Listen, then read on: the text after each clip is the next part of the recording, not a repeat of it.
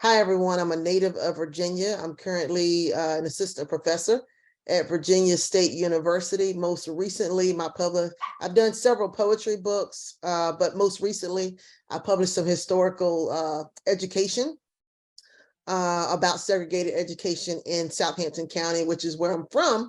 And I'm mentioning that because the poem that I'm going to read is Our Town. I've also shared a research flyer. If you know anyone who has this experience of Black segregated education, I'm collecting stories.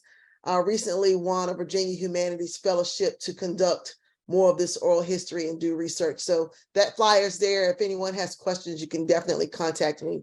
But this is my second poem, Our Town. It has been selected for publication with Obsidian, which is the literary magazine at the University of Illinois State. This is it. In the old Jerusalem, the memories baptize us only to be remembered.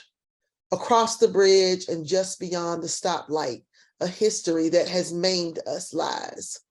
A courthouse filled with antebellum secrets and icons, good and evil, a rebel slave sword, a Confederate statue, a Nottoway River black and running somewhere from something. Home off Main Street, where a hanging tree once stood, where Negro preacher and 1831 slave revolt leader Nat Turner was hung.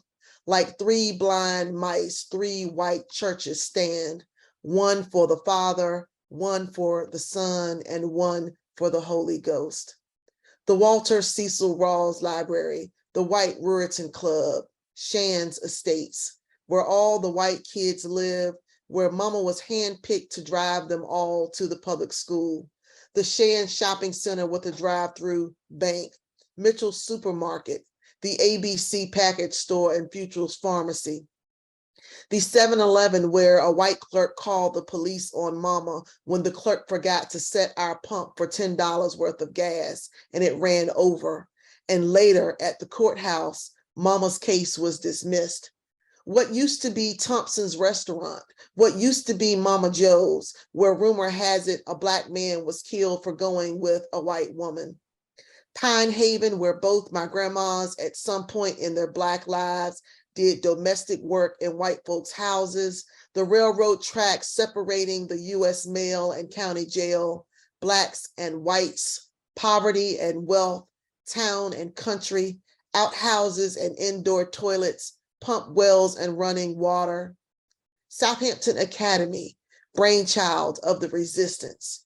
300 whites who signed a petition in protest of integrated education, mixing their white kids with niggers.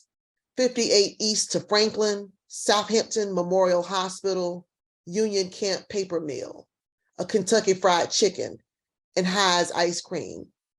58 West to Emporia, Hancock Peanuts, and the once segregated Black high school known as Riverview and formerly Southampton County Training School, the missed education of the Negro. Cortland, if the historical landmarks don't tell it all, the colored people, the Black people, and the road signs will, of hanging trees, Black head signposts, good old boys, slave rebellion, and all. I'm going to read Nursery Rhyme in Black, which was selected this year as the finalist for the Rhino Poetry Prize. It will be published in Rhino, and it's also one poem of a collection that I'm shopping around. Mama Was a Negro Spiritual, which you all heard me read several years ago. It's an entire collection. That collection has been a finalist for the fourth time as of this week. So this is Nursery Rhyme in Black. Remember the darker brother, stripped from a canvas in the cosmos, surviving halfway in halfway houses, half alive, half gone, half wed, half white, half dead. Dropped from sky to count what never adds up. Just us tending to the live roots of all the lynching trees. Never completely in or out of galaxy, cosmos, world. Just in and out of our right minds. Half true, half false. Like a cow jumping over the moon. Like a slave master's Jesus coming back real soon. Thank you. What a powerful poem. I'm so glad to meet you and so glad to hear this. It's a tough poem, but it's a great poem.